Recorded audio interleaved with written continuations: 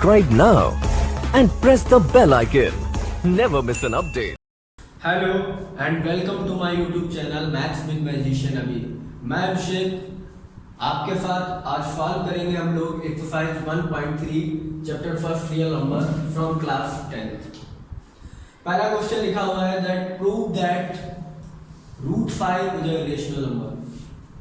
आपको इंट्रोडक्शन में हमने √2 और √3 और एक दो क्वेश्चंस ठीक और उनको कैसे प्रूव करते हैं इसके बारे में आपको प्रीवियस लेक्चर में मैंने बताया था। अब क्वेश्चन को हम उसी तरीके से सॉल्व करेंगे जैसे √2 लिखा हुआ था वैसे यहाँ लिखा हुआ है √5 इज अ रेशनल नंबर। तो देखिए फर्स्ट हम क्या करते हैं, जब इसका सोल्यूशन करेंगे तो हमारे पास पहला वर्ड हम लिखते हैं कि मान लीजिए ये √5 जो है contradiction by the contradiction method, इसको क्या कहते हैं बाय कंट्राडिक्शन मेथड। किससे सॉल्व करेंगे कंट्राडिक्शन मेथड से, ठीक है कंट्राडिक्शन मेथड से सॉल्व करेंगे। कंट्राडिक्शन मेथड होता है क्या करते हैं हम पहले कहेंगे कि let √5 is a rational number, is a rational number. देखिए बच्चों पहले हमने मान लिया कि √5 जो है वो रेशनल नंबर है, क्लियर है। √5 एक रेशनल नंबर यानी मैंने गलत मान लिया है रेशनल, लेकिन मैंने माना कि अगर ये रेशनल नंबर है तो then √5 is express in P/Q where Q does not equal to 0। इसको हम P/Q की फॉर्म में एक्सप्रेस कर सकते हैं जहां Q 0 ना हो, where P and Q are co-prime और जो P और Q की वैल्यू हो वो को-प्राइम हो, that means that is P and Q have no other factor P and Q haven't any factor and have not any common factor other than 1 को छोड़कर और कोई भी जो है वो कॉमन फैक्टर ना हो, ठीक है। इतना हम लोग ये लिख लेते हैं कि √5 रेशनल नंबर मान लिया। अगर रेशनल है तो इसको P/Q की फॉर्म में कन्वर्ट कर सकते हैं। P और Q क्या होते हैं इंटीजर होते हैं, ठीक है। P और Q इंटीजर, देखिए लिखा है where P and Q are coprime, यानी P और Q इंटीजर है और को-प्राइम ही है, यानी उनकी सिंपलेस्ट फॉर्म दी गई है that is P and Q have not any common factor other than 1। देखिए अब अगर हमने √5 को रेशनल मान लिया है तो हम ये लिख सकते हैं कि √5 equal to P/Q where Q does not equal to 0। अब Q का आप मल्टीप्लाई कर दीजिए तो ये हो जाएगा 5Q इक्वल टू P, फिर आप करिए स्क्वायरिंग बोथ साइड्स, दोनों तरफ अगर आप स्क्वायर कर देंगे तो ये हो जाएगा 5Q² equal to P², clear है। ये हो जाएगा Q² इक्वल टू P²/5। इसको इक्वेशन 1 डाल दीजिए। अब आप लिख सकते हैं कि 5 divides P² then by the theorem 5 divides P also. अब ये P को भी डिवाइड करेगा, जो थ्योरम हमने पढ़ी थी कि P अगर किसी A² को डिवाइड करता है जहां A क्या है इंटीजर है तो P A को भी डिवाइड करेगा। तो आप यहाँ पे आप लिख सकते हैं इसलिए अगर P² को 5 ने डिवाइड किया तो 5 P को भी डिवाइड करेगा। अब सोचिए कि अगर मान लीजिए 5 को P ने डिवाइड किया होगा तो कुछ ना कुछ तो आंसर C आया होगा कि P क्या है इंटीजर है और 5 भी क्या है, इंटीजर है। तो दोनों इंटीजर जब आपस में डिवाइड करेंगे, कोई भी जीरो नहीं है, तो कुछ ना कुछ आंसर फी आएगा। तो ये हो जाएगा p = 5 फी। तो इसको आप लिखेंगे put this value in equation first equation में इसकी वैल्यू को आप पुट कर दीजिए। जब फर्स्ट में आप वैल्यू पुट कर देंगे तो ये हो जाएगा 5q² = 5c का होल स्क्वायर, क्योंकि p स्क्वायर है। तो ये हो जाएगा that is implies that 5q² = 25c²। 5 × 5 5 × 25, तो 5 आ गया। That is q² = 5c²। तो ये आपका हो जाएगा q²/5 = c²। अब आप लिख सकते हैं कि 5 divides q², then implies that by the theorem 5 divides q also, q को भी डिवाइड करेगा। अब देखिए यहाँ पर अब प्रॉब्लम ये आ गई कि 5 जो है वो p को भी डिवाइड कर रहा है और 5 जो है वो q को भी डिवाइड कर रहा है, यानी p और q दोनों का एक कॉमन फैक्टर आ गया 5 अदर देन 1 को भी छोड़कर एक और कॉमन फैक्टर आ गया 5। तो हम लिखेंगे by the contradicts that p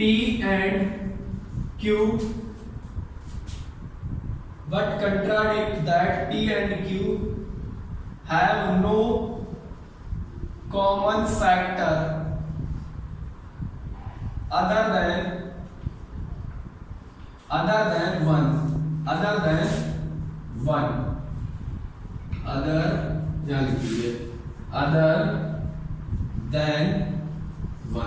1 को छोड़कर कोई भी नहीं आ सकता। ये कंट्राडिक्शन है जो कि हमारा गलत हो गया। तो हम क्या लिखेंगे, our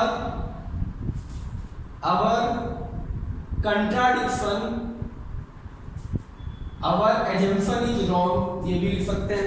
या हम ये भी लिख सकते हैं कि the contradiction arises by assuming that जो ये गलती आ रही है 5 का कॉमन फैक्टर दोनों का आ रहा है, तो हम ये भी लिख सकते हैं कि जो हमने एज्यूम किया उसमें गलती क्यों आ रही है।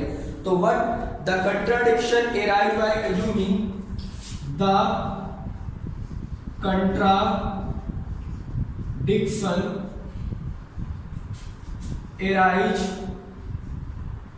arises ये कंट्राडिक्शन क्या क्यों अराइज हो रहा है, अराइज क्योंकि हमने जो एज्यूम किया है वो गलत एज्यूम कर लिया है। बाय एज्यूमिंग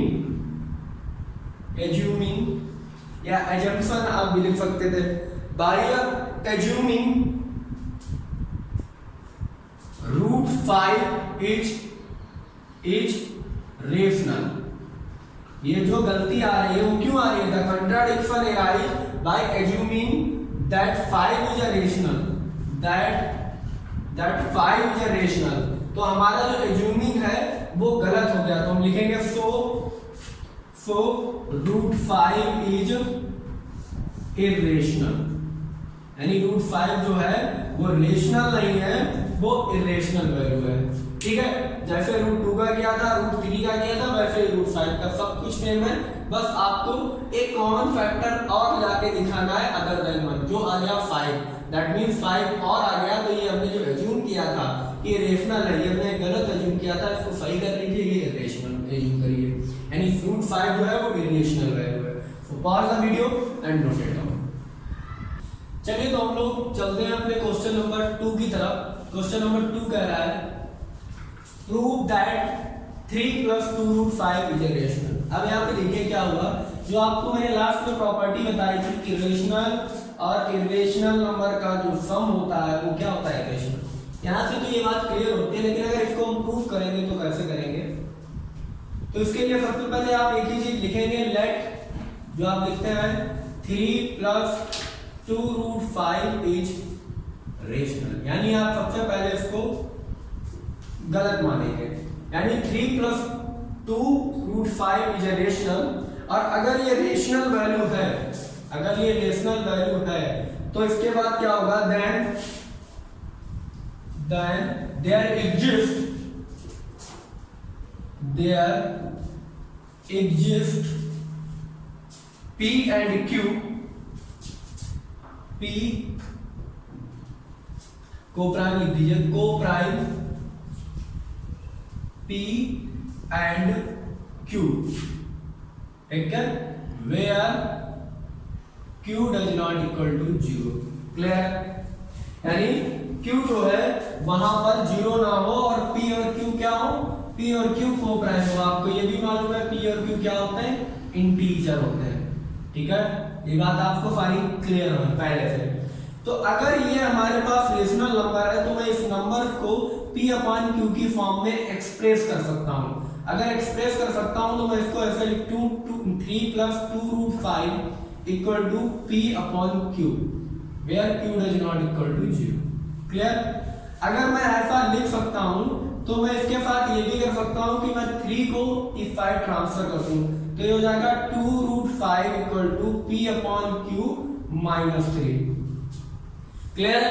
और यहां से मैं 2 को भी हटा सकता हूं, क्लियर है। तो ये हो जाएगा √5 equal to 1/2 P upon Q -3, ये आपका बन जाएगा।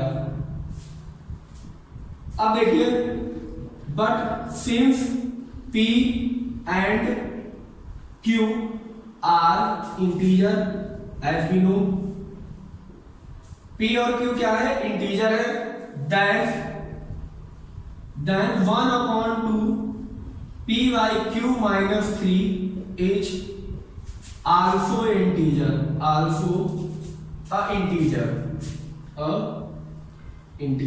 नॉर्मल सी बात है, क्लियर है। 1/2 ये भी इंटीजर है, ठीक है, 1/2 P अपॉन Q -3, तो एक वैल्यू क्या आएगी, एक वैल्यू जो मेरे पास आएगी वो एक रेशनल नंबर आएगी, ठीक है। ये क्या होगी, अल्फो रेशनल नंबर, क्योंकि 1/2 कर देंगे तो ये इंटीजर है, इंटीजर से इंटीजर घटा इंटीजर है, उसका आधा कर दें तो रेशनल नंबर ही बचता है हमारे पास, रेशनल नंबर, क्लियर। यहाँ पे मैं गलत लिख गया था क्योंकि 1/2 भी साथ में मल्टीप्लाई में है, तो अगर मान लीजिए कहीं पर इंटीजर आ गया 2 या 1 आ गया, 1 इंटीजर तो 1/2 एक रियल नंबर, रेशनल नंबर बन जाएगा, ठीक है। तो हमारे पास 1/2 PQ -3 is also rational number, एक रेशनल नंबर मिलेगा, is rational number, clear. Rational number मिल जाएगा, then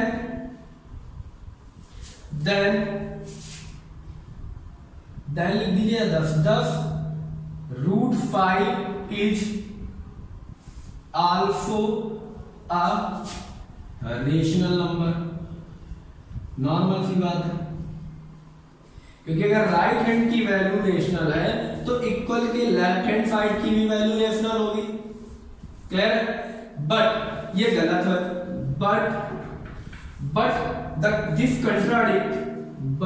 this contradicts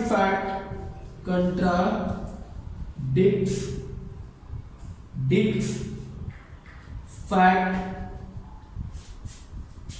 that √5 is irrational, क्योंकि अभी हम प्रूव कर चुके हैं पहले क्वेश्चन में इरेशनल है। So our assumption is wrong, जो हमने एज्यूम किया था, assumption जो हमने एज्यूम किया था वो गलत है। तो इसके आगे लिखेंगे hence 3 + 2√5 is irrational number, यानी जब हमने जो एज्यूम किया वो गलत है, तो 3 + √5 कैसा है, एक रेशनल नंबर है। आई होप आपको समझ में आया होगा सारा पॉइंट, वीडियो को पॉज करिए और नोट करिए। सो गाइस, चलिए हम लोग चलते हैं क्वेश्चन नंबर 3 की तरफ। Can I prove that the following are irrational. We have 3 parts, 1/√2, 7√5 and 6 + √2।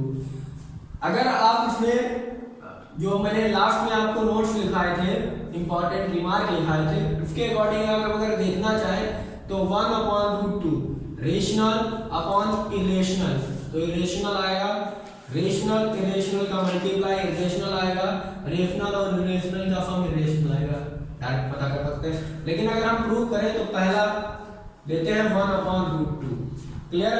तो 1/√2 को जब आप प्रूव करेंगे फर्स्ट पार्ट को सबसे पहले प्रूव करते हैं, तो आप सबसे पहले इसमें लिखेंगे सॉल्व करिए इसको, तो सॉल्यूशन में आप लिखेंगे कि लेट 1/√2 इज वही आपका रेशनल नंबर, ठीक है।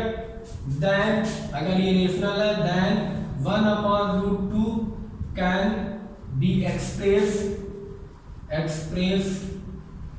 in PYQ form where P and Q are co-prime, P और Q क्या है, co-prime वैल्यू है, यानी इसका मतलब P और Q की 1 के अलावा कोई भी अदर फैक्टर नहीं है, इतना तो ये हो गया। अब इसमें जब हम इसको लिखेंगे 1/√2 इक्वल टू P/Q, तो हम इसको इस तरीके से भी लिख सकते हैं Q इक्वल टू Q/P, ठीक है। अब देखिए यहां पर जब हमने P/Q को Q/P लिख दिया, तो अब हम यहां पे ये लिख सकते हैं कि hence या we know that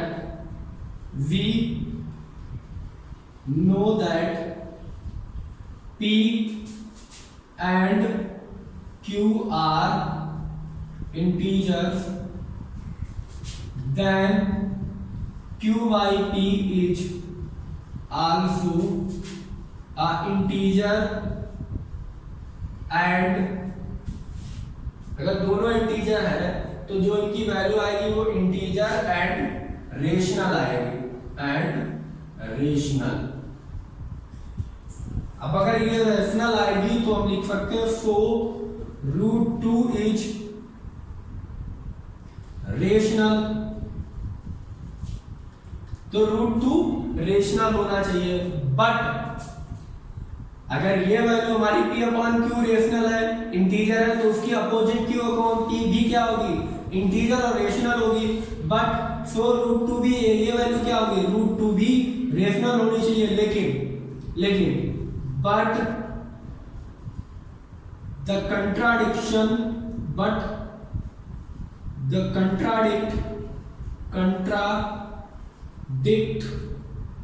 fact that √2 is irrational, सबसे पहले यही बताया था। But the contradiction fact that √2 is a irrational number, कैसी वैल्यू है, irrational, √2 एक irrational वैल्यू है। ऐसा आया क्यों, ऐसा आया by wrong assumption। तो but the contradict fact that √2 is a irrational number,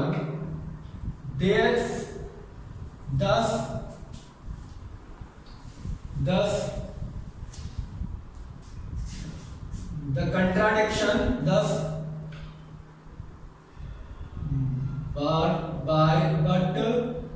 by contradiction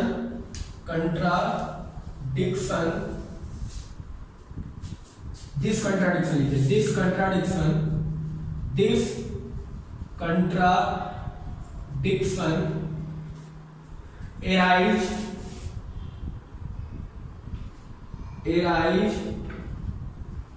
by assumption, by wrong assumption that √2 is rational, wrong assumption, ठीक है, wrong assumption that 1/√2 is rational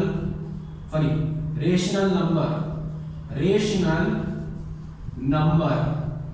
एक ऐसा हमने यहाँ पे मान लिया था कि 1/√2 एक रेशनल नंबर है, hence 1/√2 इज इरेशनल। तो सही क्या है कि 1/√2 जो है वो इरेशनल नंबर है। So pause the video and note it down. तो नेक्स्ट इसका पार्ट हम सॉल्व करते हैं 7√5, सेकंड पार्ट। तो इसमें भी आप वही लिखेंगे, let 7√5 is rational number then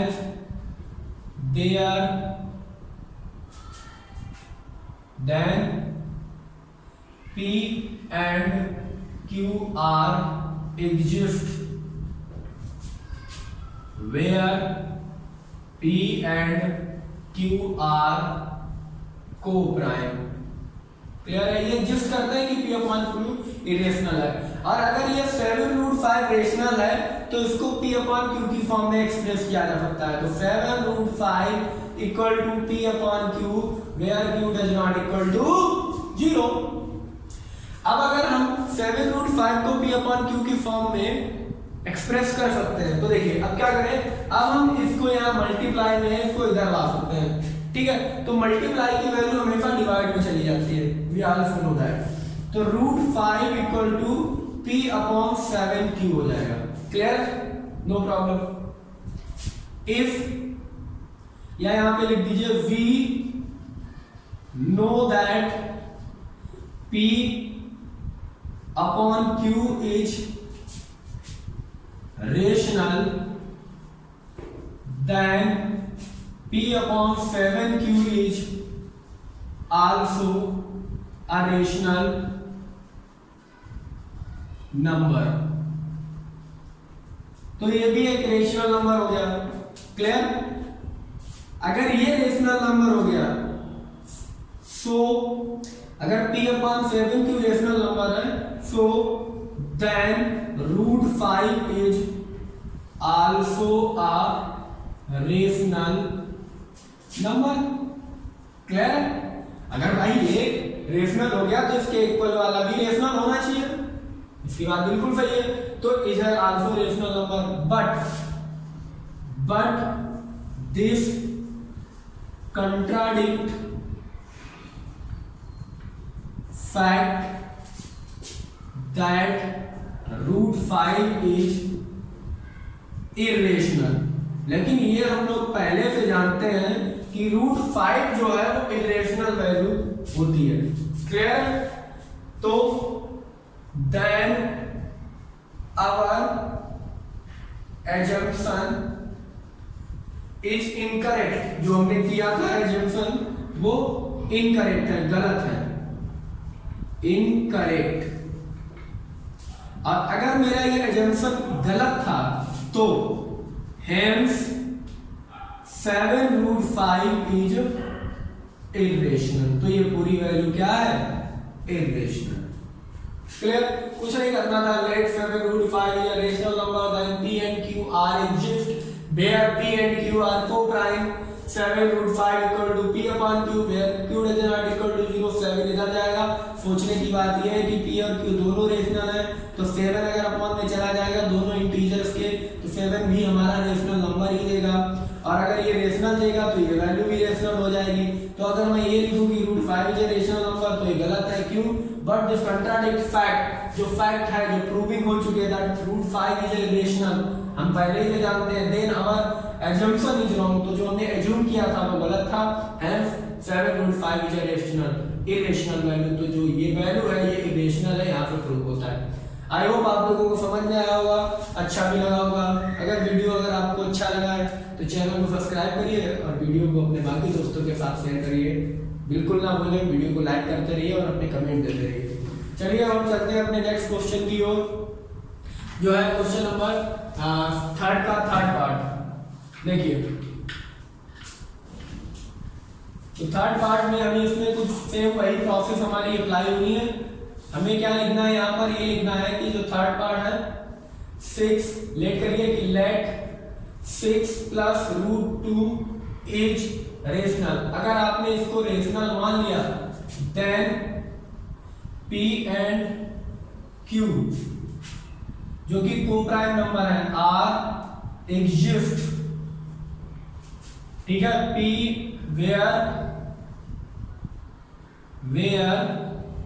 P and Q are co-prime।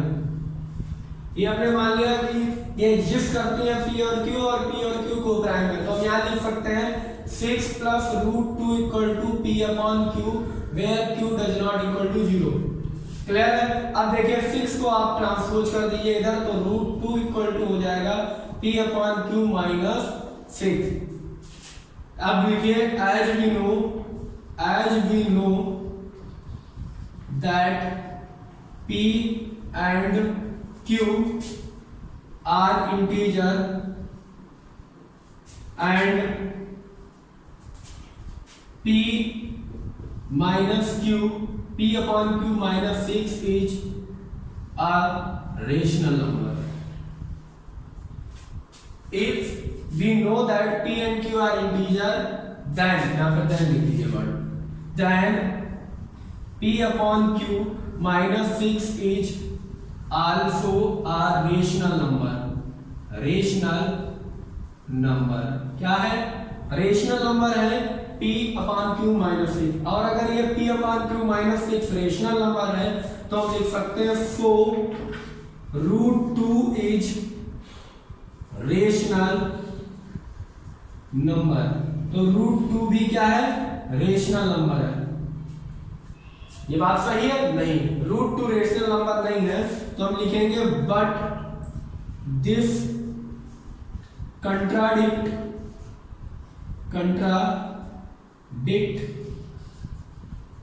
fact that √2 is irrational। कैसा है? irrational नंबर है, so our assumption is wrong।